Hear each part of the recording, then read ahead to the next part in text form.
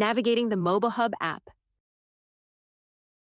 When you first open the mobohubb app, you'll see the home screen, also known as the dashboard. While this screen can be customized later, this is the default layout. At the top of the screen, you'll find quick access to some of the app's main features, including scans, forms, also known as reports or checklists, tasks, schedule, and time clock.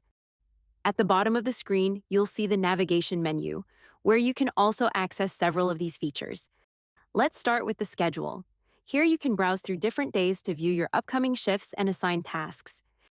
If you work at multiple sites, you can also choose to display schedules from all of your assigned locations.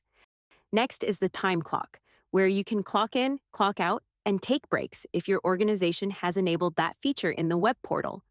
On the lower right-hand side, you'll find the More menu, represented by the four-dot icon. Like the dashboard, this menu can also be customized, but by default, it provides quick access to tasks, forms, and scans.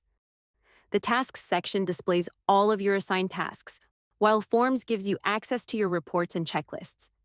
Under Scans, you can use your device's camera to scan QR codes or interact with NFC checkpoints, depending on how your organization has configured the system.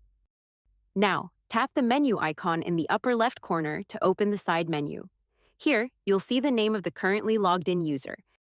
If the device is shared, you can tap the name to switch to another user. If you work across multiple sites, you can also switch between your assigned locations.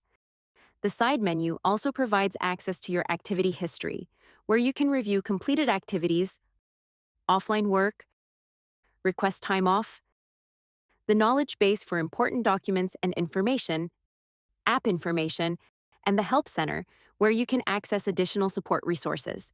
Finally, tap the notification bell in the upper right corner to view your notifications.